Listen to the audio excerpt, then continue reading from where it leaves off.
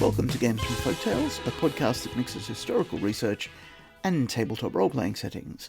I'm your host, Timothy Ferguson. This week, Ebony and Ash. Richard Morse was one of the circle of people that H.P. Lovecraft traded letters with.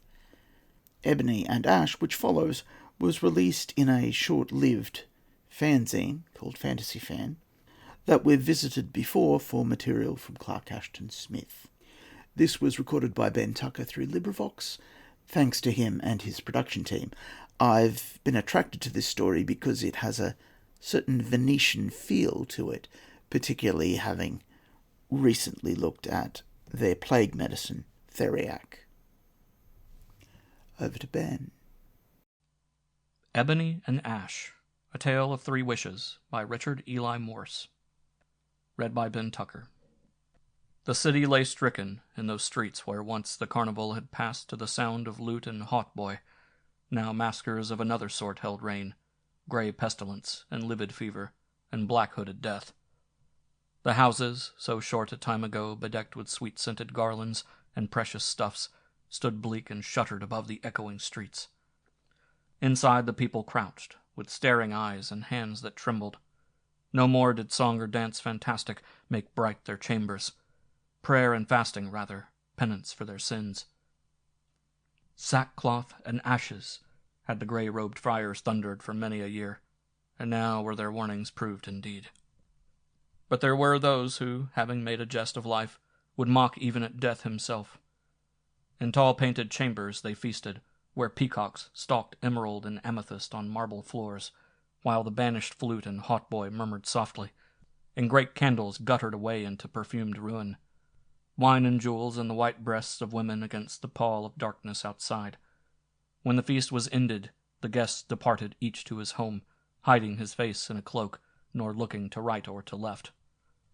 But there were three, greatly favored by fortune, who left the feast boldly and unafraid: Florian, Marius, and Leon, friends from childhood, scoffers who feared nothing of the dank and noisome streets. With lanterns of hammered brass in their hands and swords girded at waist, they set out, singing a love song, a sugared trifle more befitting to some pleached alley than to this seething night. They had gone but a short way before they came upon an aged crone who feebly leaned beside an empty pedestal. 1,000 years seemed lined within the wrinkles of her face, but her eyes were young. Bidding them stop, she cried that she, who ever loved bold youth, would grant to each one wish, if such he should choose to ask of her. Believing her mad, yet willing to humor the fancies of a disordered mind, they wished. Florian spoke first, and begged that all the wealth within the teeming world be his. Marius next bespoke the fairest of women for his love.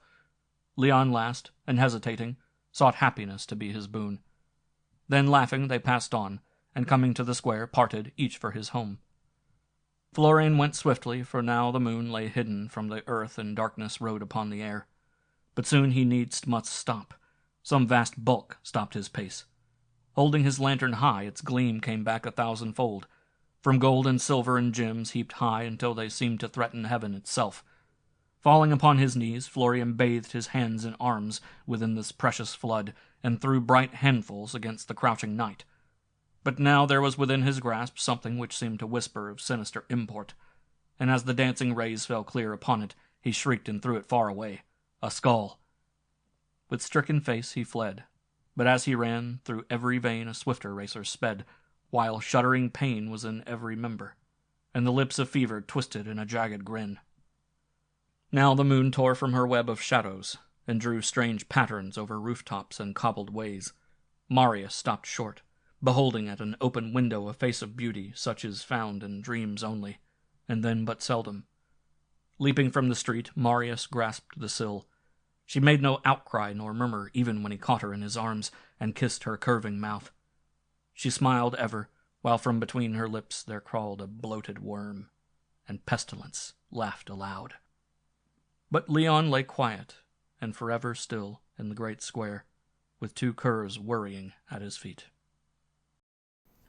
Your saga may vary.